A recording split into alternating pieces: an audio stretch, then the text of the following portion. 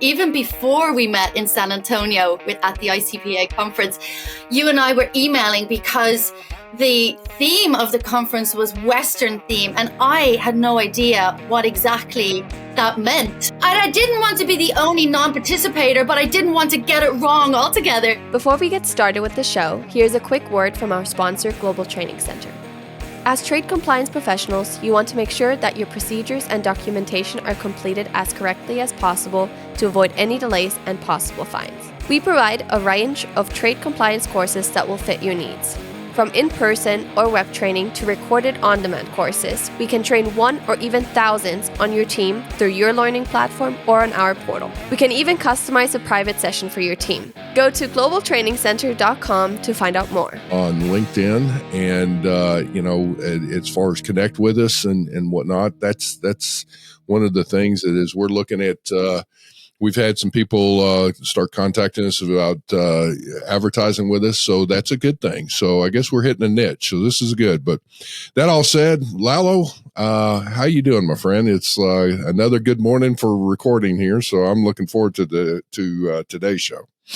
It is, and I'm really excited that this will be our first. I was going to say our first international guest, but it's not, because we had some people from Mexico come on before, but we do have our first across the pond, I guess, across North America. It's not in the same continent, at least.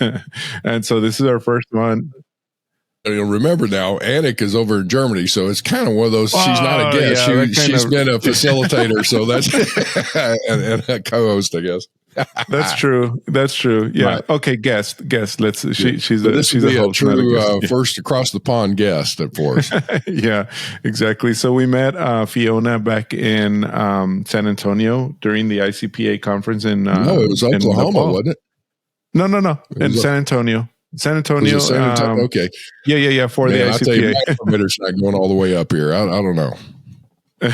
So yeah, we met her in San Antonio and got to learn a little bit about her business out in Ireland and in Dublin, and it was really fun to learn because it was like, I'm not going to say an exact mirror of Global Training Center, but pretty much similar. Her company does training for EU trade and customs out in the EU, which is something that we have always tried to do and have been trying to do, but now that we know somebody else is doing it and we can probably partner, might make it a lot easier instead of having to open and instead of opening up and creating a whole new entity out there, which I'm not really keen to that right now. But anyway, I guess, go ahead. Yeah. Well, let me just jump in for our listeners. Let me tell you what you're going to do. We're going to be getting to talk about something here where you may have some folks in your company, either yourself or some others here in the States or over in Europe or whatever, that is needing some specific, import, export, compliance related, transportation related, all those kinds of things, training. So that's where the perspective you need to look at. This is going to be a phenomenal discussion because this lady is unreal. But Lalo, once you bring her, formally introduce Fiona. Sure. So Fiona Luciani, and I hope I didn't mess that up, but Fiona Luciani from Dublin. She's in Dublin, Ireland, and her company is ITC. And they pretty much, like I said, they do training for EU trade customs compliance. They do a little differently than what maybe we do or a lot of different companies here in the States do. They do more of a cohort, kind of like almost like a university college setting, not setting, but type environment where you go for a semester or a term. It's not really literally a semester, but a term, or and they continue that process and build on the courses, but we'll let her explain a little more about that. So Fiona, welcome to our show. Thanks a million. It's so lovely to be here. You've no idea. Even before we met in San Antonio at the ICPA conference, you and I were emailing because the theme of the conference was Western theme, and I had no idea what exactly that meant. So, and I didn't want to be the only non-participator, but I didn't want to get it wrong altogether. So I was emailing you and said, like, what, is it serious? Is it strict? And you were like, relax, it's fine. It's a bit of fun. And my gosh, it was such fun. And I certainly met so many people, individuals and businesses, which was so great because, look, we're just coming out of the pandemic, out of COVID, where we weren't allowed to get out and about and we weren't allowed to get face-to-face talking to people.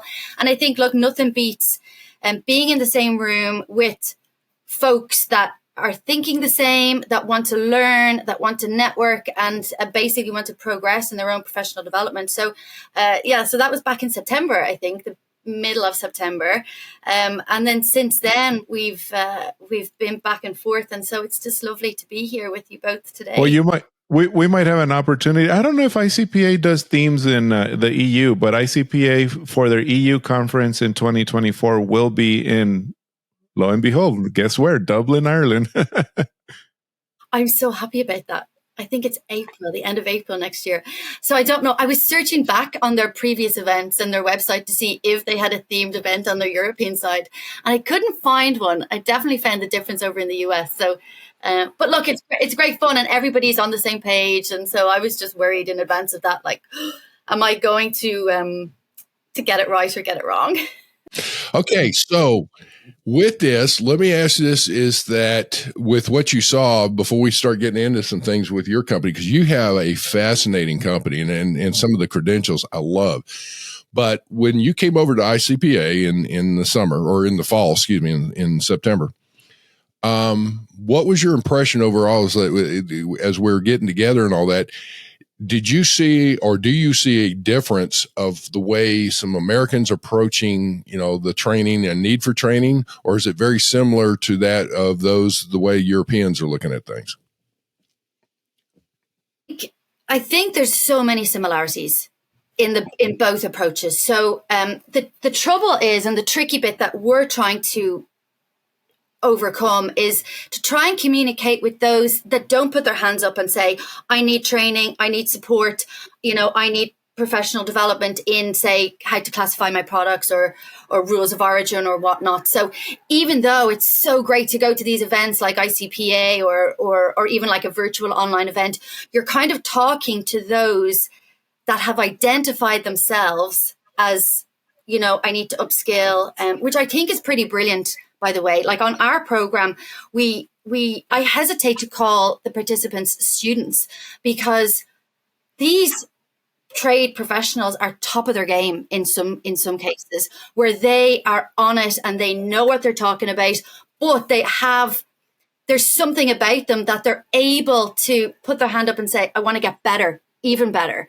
And that's why, I want to come along and do your program, and maybe we can talk about that again. And what, why do they identify themselves as somebody who wants to upscale, or, that whole aspect of professional development. And so, like, that's so important for some people. And we talk to our participants a lot, all the time. Like, why are you doing this training? Why are you doing this program? And so it's always interesting to me to get to the bottom of why people are putting themselves forward into a position where there's a lot of time commitment as well doing these programs, financial commitment, of course, doing these programs. And so it's so great, like, to when they come to the end of that program and they do their final exam, and you can celebrate with them and you can see their career progression, and you can see, from now and again, they'll come back to you and write you a note to say, like, I got that job that I wanted, or I got that promotion that I was looking for. And it's fantastic. And doesn't that make you feel good when you see that kind of stuff and you have, yes. Yeah. You strut around like a peacock in the barnyard. It's like, that is so good. I know. And it's it's easy from where I stand. Like, I'm sitting behind a computer screen going, this is what you need to learn and this is what you need to go and do. It's these folks that have to go away and do it, and they do it so well. So, but anyway, the differences would be around, like, there's so many similarities, in terms of, like, we're part of this network, this trade compliance network of people, and there's various groups on LinkedIn, and there's the ICPA, and there's various groups here in Europe as well. And so I think the challenge is to try and communicate with those who don't know about the supports that are out there, and don't know that, you don't have to struggle in say the role that you're doing, and there are supports out there. Yeah. And there's a couple of things I wanted to clarify, and I want to apologize. I said ITC, it's actually ITI, International Trade Institute, and I apologize for that. I'm sorry, Fiona, but I also want to make a point. I like what you said, that you have seasoned professionals also attending, but I usually make that comparison ourselves, for our business, is that even CPAs and attorneys that have been in the business for decades even attend yearly training, because they do need to be updated and they do need to understand anything that's going on. And what I usually tell people, and this might be the case with you also, Fiona, is that in the time that it takes you to research and look for and find the correct information that you need for X, any one issue or compliance concern, I mean, let alone many of them, in that time that it takes you to do that, you would have already had taken our class.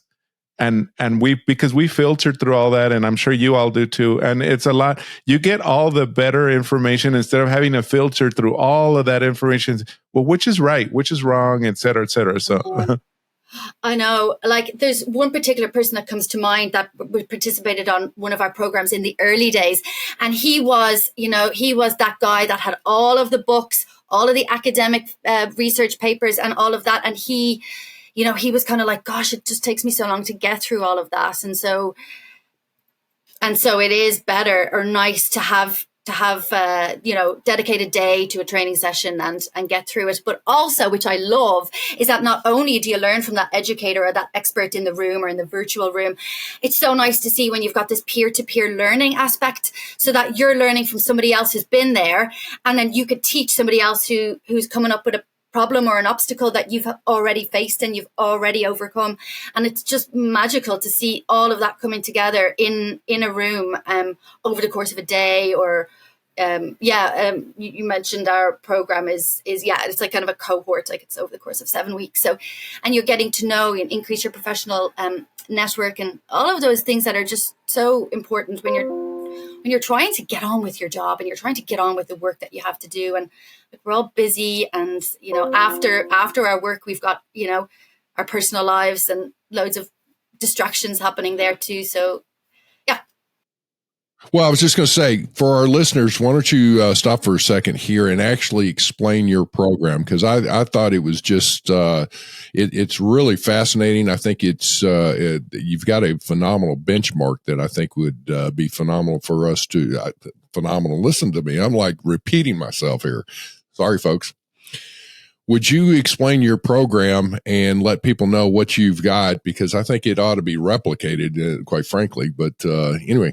Here in the States. Thanks a million. So essentially, so my background has always been in training and education. And over the course of the last 10, 15 years or so, we put together these kind of 1 day, half-day sessions on customs, half-day sessions on classification. And so as time went on, we got an overwhelming request for a more comprehensive program that covers all aspects of customs and trade compliance. So the program that the ITI offers is based off the EU Customs Competency Framework. And it actually sets out 7 modules, 3 of which are classification, valuation, origin. The other one is around supply chain operations, prohibitions and restrictions, and then sort of an introduction to customs. What is customs? And so it's based on customs law, essentially, but from an EU point of view. So when we started in September 2021, we started in Ireland, simply because that's where we're based. And very quick, which was brilliant. And like the IDA, which is the government agency that attracts foreign direct investment into Ireland, does an amazing job. And you can see who's here in terms of multinational companies, in terms of American companies. We've got a massive medtech ecosystem on the west coast of Ireland. And then we've got tech, the likes of Intel, IBM, and Google, all of these companies here. So it was a really great place to start. And also that's where we're based. But very quickly, we realized that actually there's trade professionals outside of Ireland and outside of the EU that are looking for this. So we saw a jump in, I guess, inbound inquiries and also in actual participants on the program from countries in the EU, which of course the curriculum is aligned to the EU customs law, but also outside of the EU, from companies and trade professionals in those companies that trade with the EU. And so, and even with that, you can see some huge differences. And so that's another really nice aspect, I think, when you have somebody from the EU communicating with somebody from outside the US, for instance, and they get to know, okay, what are your problems? Do you see the EU as, 27 different countries or 27 different member states? That's almost like a jigsaw puzzle making up these countries. And these countries have different cultures, different languages, in some cases, different currencies in some cases. And so just to get that understanding of that's what we're dealing with when we're dealing with international trade. And so, and then of course, from a legal point of view, that each member state interprets the law in its own way. So it's really nice for folks outside of the EU to just get a kind of a general overview and an understanding of that as a step one. And of course, then we're working very closely as traders with our freight forwarders. But it's to get an understanding of, we're working with CEVA Logistics, DHL Global Forwarding, Expeditors, any of these, Schenker, any of these companies. But what exactly are these companies doing for us? And because ultimately, I guess, as a trader or as a manufacturer, you're responsible for that. So all sorts of issues come up. And I actually did a little survey with our participants who've been on this program and asked them what are your top concerns when it comes to international trade with outside the EU, and it came back as Incoterms, commercial invoice. I know, sure, I wasn't surprised with it, but at the same time, to document something like that and then be able to say, right, well, that's easily solved. It's communications and it's agreements and of course negotiations. And I'm not trying to simplify it, but. Well, you have to. I got to tell you, I'm going to challenge on that statement because that's what we need to do. The problem is that the mystique of international trade, as you start going through it and you start throwing out the terms, hence Incoterms. If you don't know that, folks, that's international terms of international commercial terms of sale. Excuse me. And with that is that it's like who is responsible basically on those Incoterms. That 3-letter code can tell somebody the shipper's responsible for these things, the buyer's or the consignee's responsible for these things, the importer these things, and whatever. When risk transfers from one to the other, not necessarily ownership transfers, but when risk transfers. All that kind of stuff. And you need to understand how that works and what the implications are behind that. Because let's say, again, X works is one that it's like, okay, the buyer's responsible, the seller puts it on the dock and it's now the buyer's responsibility all the way through. Well, what does that mean? And you go through all that. So I will say you've got to break that down into more layman terms in a sense of what does it mean so people can relate to it. And I'm not talking just compliance. I'm talking the senior executives of a company or the shipping folks or the purchasing or the accounting or the sales and all that comes into play. You got to have the training to be able to explain those kinds of things and see what's going on. But here's the other thing. Having the proper training for that will also show how that paperwork should be filled out, including the bill of lading on whatever mode you're transporting, who should be paying the shipping charges or transportation charges, let's say that, who should be paying for the duties and taxes and responsible for the clearance, who should be, what the descriptions are, what should be synchronized between the bill of lading and the commercial invoice and those kinds of things. So as complex as all that kind of stuff is, I will say, no, we need to simplify it, because I can tell you, folks like me are dumb as a box of rocks. So I got to keep it simple. You got to draw me pictures there, Fiona. I know. We had a class this week on rules of origin, and the teacher, Laura Beretta, she's amazing. And she's like, I'm just trying to help you get out of the Amazon rainforest in your bare feet. She's like, it's a complicated labyrinth of rules and regulations that we're trying to navigate, and I'm just trying to help you here. And she was able to break down those like laws and the legal regulations, and all of that theory is so important to know. But what does it actually mean to me? What does it mean to me in my job when I'm trying to get my product from A to B, with a forwarder in the middle trying to help me, and then who's a customs clearance agent on the other side who's doing that, and so it's back to those international commercial terms, Incoterms. And so I smiled because I thought to myself, my gosh, like she's right. Like that's what we're trying to, is like demystify what's involved in international trade, but also to acknowledge that, it is complex in some cases.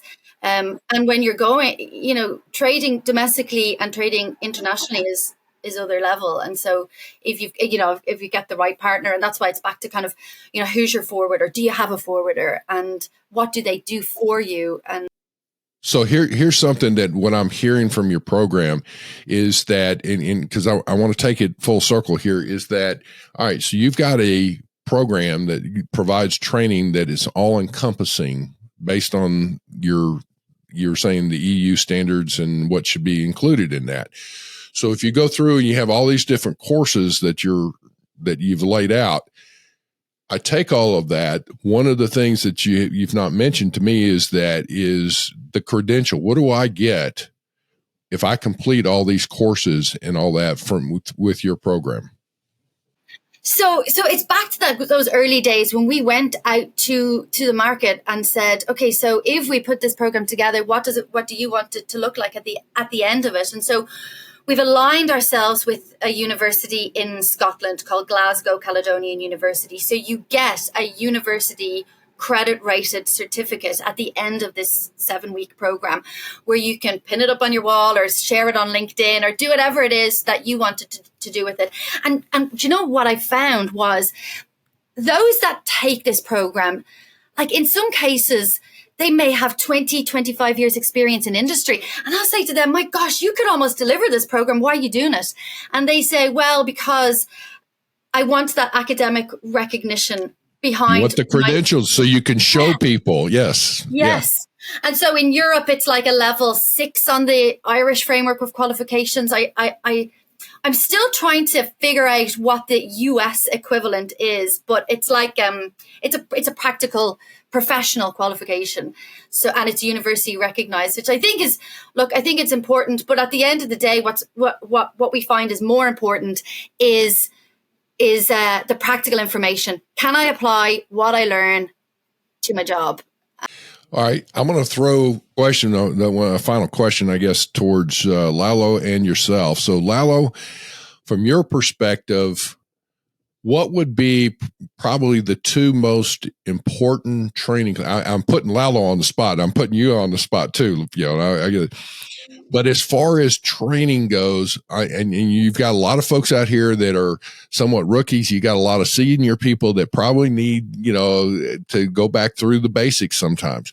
What would be the 2 most important training classes that you think somebody, if they were going to prioritize something, that they ought to look at from a U.S. perspective? I know, being 2024 and a new year, and let's get a fresh start, and what should we do to make everything great, get off on the right foot. I know the 2 that I always tell everyone that they should always start with is, number 1 is trade compliance. I'm sorry, is tariff classification. That is like the foundation for everything, meaning you cannot do free trade agreements if you don't understand the tariff. You know what I mean? And you cannot, like when you're exporting and you have export licenses and you don't classify your products correctly, that goes into the ECCNs, that goes into trade. I mean, it's the foundation, in my opinion, for everything. So I always tell everybody, if you're going to just get started, why don't you just start with the the tariff classification class. And from there, then we go off and we ask, okay, so what is your concentration, importing or exporting? Is it just generally overseeing everything? And so from there, then we can pick any number of other ones, like our importing class or our exporting class, or our logistics class. We have a logistics and international shipping class as well. So it depends on what you're going to go into, but I always feel the tariff class is the best one to take, just to understand the foundation of trade overall. Okay. Fiona, what about you?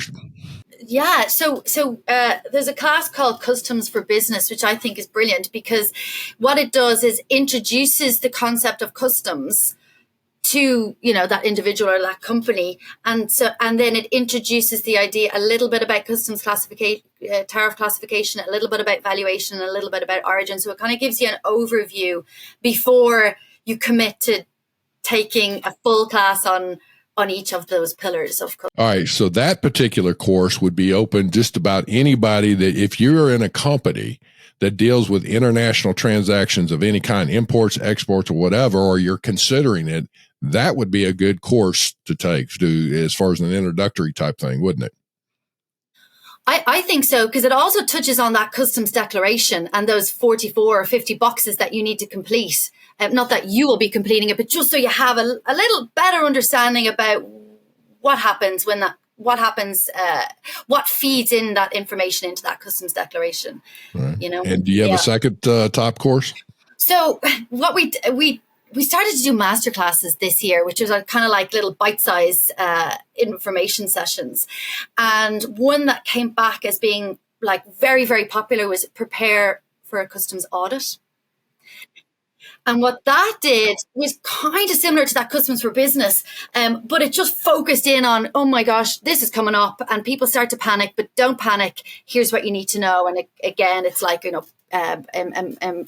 SOPs and your paper trail, your paperwork, and then of course your declarations and how to classify your products, valuation and origin, and Incoterms. There he goes. Folks, I got to tell you, this has been a great discussion. We could probably keep going and whatnot. I hope you have found this to be of interest, but actually, kind of both you and Lalo both, Fiona, have been great on this one. I will say they kind of turned the tables on you, Lalo, a little bit. But on this, I will say, Fiona, thank you for being on our show. By the way, how's your daughter doing? It's like she called during the conference, and obviously. Stop. Do you know what? That was such a lovely moment. And sorry, I don't want to take up time here, but it was so lovely when she FaceTimed me and I was able to go around to everybody. And that was another really nice aspect of getting together and you're getting to know each other. She's great. She's just home from school. Happy out. Thank you. Tell her hello and whatnot. It's like it was such an honor and privilege to get to say hi, and I appreciated you sharing the phone call, and that was a lot of fun. So we laughed about that. So that was good. Excellent. It was brilliant. Well, thank you so much. Actually, Lalo, appreciate you, my friend. Any last words from you? No, I'm good. I just want to thank Fiona for coming on, and I know it's late for you, and we're coming on a weekend. So thank you for joining us. No, not at all. My pleasure. Thanks a million for having me. Thank you very much for joining us. Simply Trade is brought to you by the generous contributions of Global Training Center. You can follow the show and GTC on LinkedIn or Twitter and other social networks. Make sure you check out the show notes in the description for a full rundown of today's show with all the important links. Also, make sure that you share this with a friend and subscribe on your favorite streaming platform. We really like hearing from you. If you enjoyed the show, make sure to rate and review wherever you listen to this podcast. If you or someone you know would like to be a guest in the show or would like to sponsor Simply Trade or suggest any topic you would like for us to discuss, please contact us via email at simplytrade@globaltrainingcenter.com, or you can DM us on Twitter at simplytradepod. Thank you again for the privilege of your time. Happy trading. Simply Trade is not a law firm or an advisor. The topics and discussions conducted by Simply Trade hosts and guests should not be considered and is not intended to substitute legal advice. You should seek appropriate counsel for your own situations. These conversations and information are directed towards listeners in the United States for informational, educational, and entertainment purposes only and should not be substituted for legal advice. No listener or viewer of this podcast should act or refrain from acting on the basis of information on this podcast without first seeking legal advice from counsel. Information on this podcast may not be up to date depending on the time of publishing and the time of viewership. The content of this posting is provided as is. No representations are made that the content is error-free. The views expressed in or through this podcast are those of the individual speakers, not those of their respective employers or Global Training Center as a whole. All liability with respect to actions taken or not taken based on the contents of this podcast are hereby expressly disclaimed.